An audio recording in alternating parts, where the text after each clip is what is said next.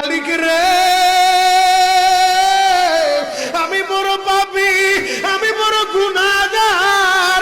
ও দয়ার আল্লাহ, আমি 10 বছর তোমার গোলামি করি নাই, আমি 20 বছর গোলামি করি নাই।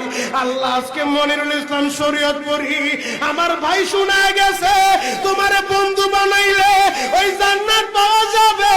মালিক রে, তুমি আমারে দাও না মাফ কইরা। যুবক রে, যদি কেউ আল্লাহরে বন্ধু বানাইতে পারে তার কোনো আর চিন্তা নাই, তার চিন্তার কারণ নাই গো বাবা। এ যুবক ভাইরা, দাড়ি পাকা বাবাজিরা, সবাই আমার দিকে একটা নজর তাকান। এই যে দেখেন আমি হাতের ভিতরে আহারে টিস্যু দিয়া কাফনের মতো একটা দৃশ্য বানায় ফেললাম। এমন একটা কাপড় আপনার শরীরে একদিন উঠে যাবে, আমার শরীরেও একদিন উঠে যাবে।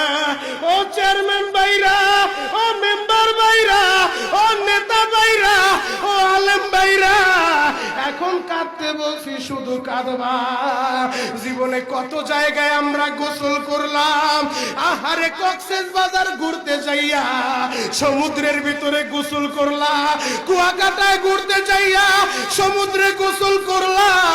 এই যে মাদ্রাসার পুকুরটা ভরাট করছে মসজিদের জন্য, বিশাল বড় ময়দান এখন হয়ে গেছে। এই পুকুরের ভিতরে কত মানুষ গোসল করছে, আবার পিছনে একটা বিরাট পুকুর হয়ে গেছে, ওই পুকুরে কত মানুষ গোসল করবে। ও সোনামুখীর বাবা গো, তোমার বাড়িতে নিজের টিউবওয়েলে কতদিন তুমি গোসল করছো?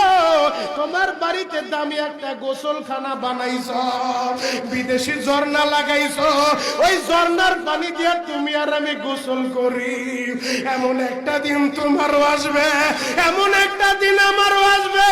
আহার ওই ঝর্ণার পানির গোসল আমার হবে না, পুকুরের পানির গোসল হবে না, আমার আপনার একটা গোসল দিবে। কেমন গোসল দিবে জানেননি?